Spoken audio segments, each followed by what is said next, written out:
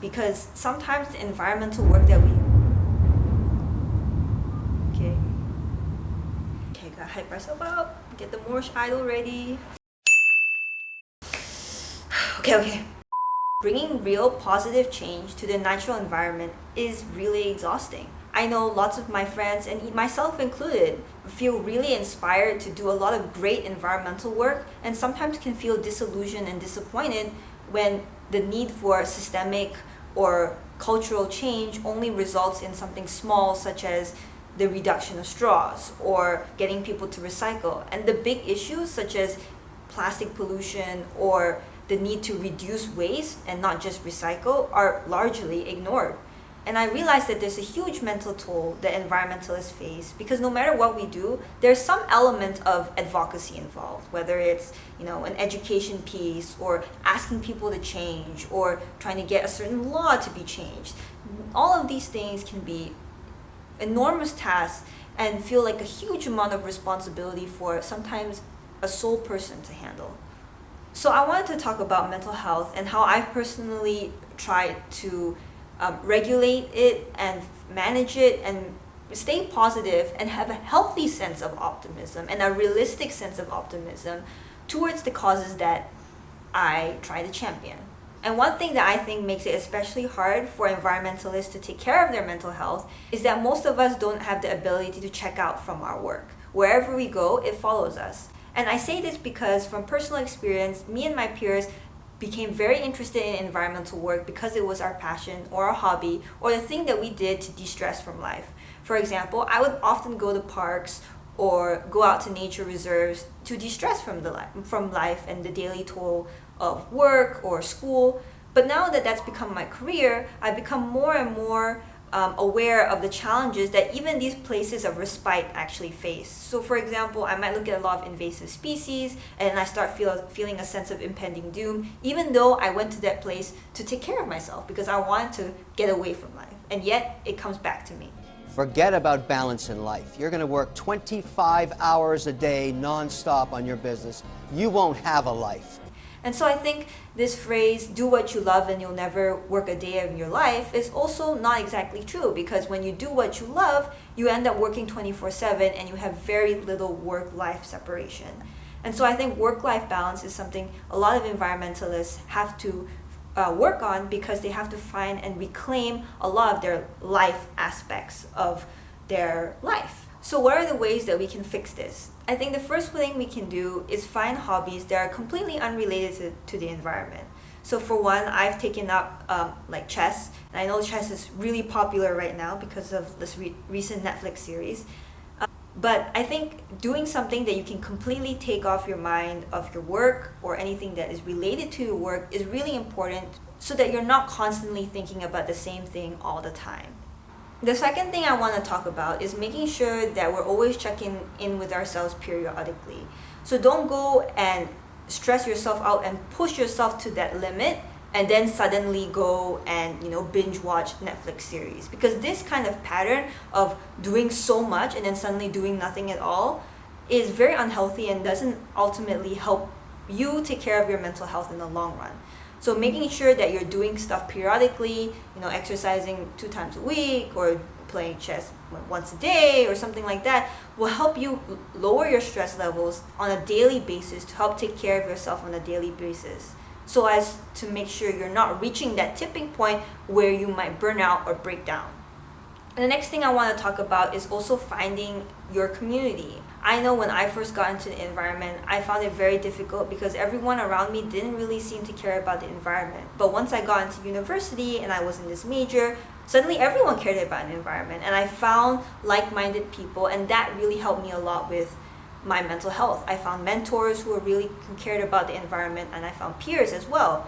And so that helps me a lot because even when I go out to the rest of the world and I'm trying to campaign for change, I know that there are people who support me, and I think that that's really important to make sure that we can always feel like there are people around us, we're not alone, and we can solve this together. Another important thing is to make sure you're controlling your mental diet. You have to control how you talk to yourself. You also have to control the hobbies that you're doing, but also think about the things that you're consuming on a day-to-day basis. I personally know that on my social media platforms, I'm following all the big environmental advocates. And everywhere I go, there's a certain post about the species dying or news about a certain bleaching event that's occurred.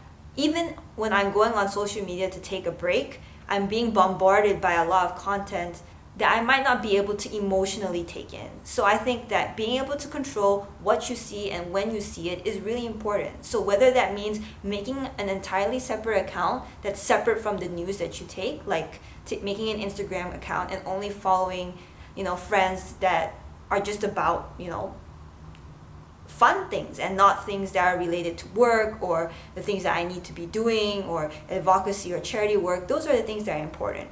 Another thing we have to think about is not just filtering out the bad and making sure we're not consuming too much news, but also making sure that we're consuming good news.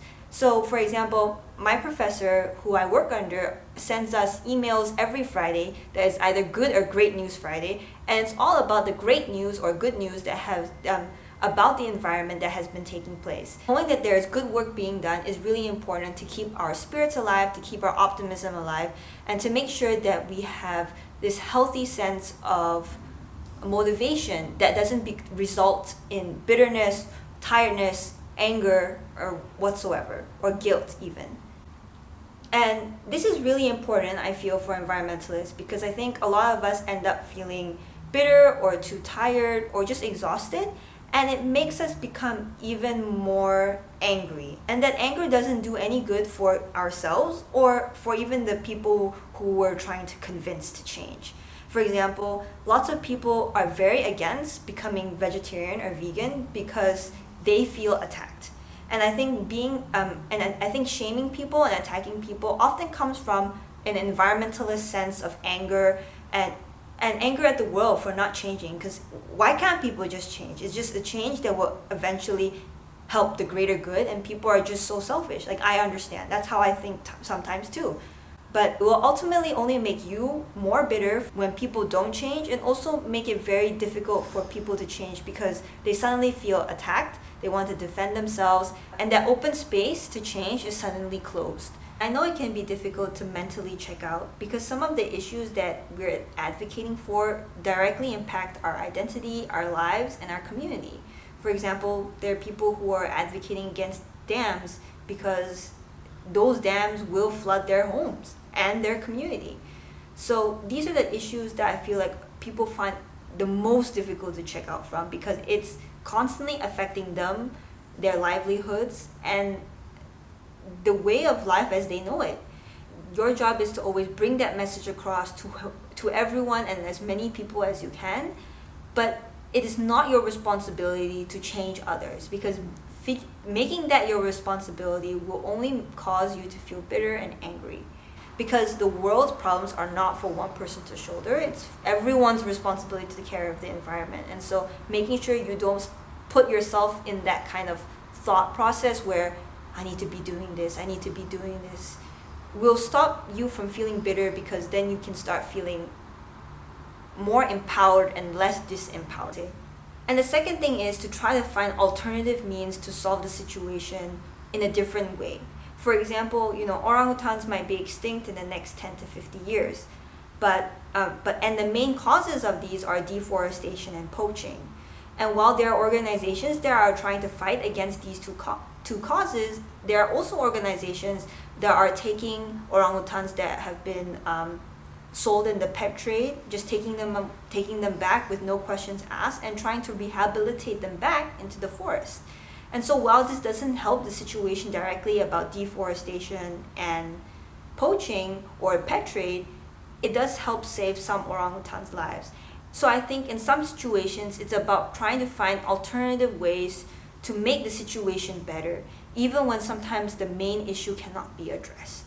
The hard fight for the environment will only be worth it if you yourself believe that you have grown positively from the change. Because if you've done something for the world and you've only grown internally to become more bitter and angry, then you've really lost a lot just to, right? You've really lost a lot. So really make sure to take care of your mental health. I don't know how to conclude, and hope to see you next time. Do you want to say something about like, or if you have any similar things, then leave it in the comments. Oh yeah. I'll try to respond. Yeah. And stuff like that. Yeah.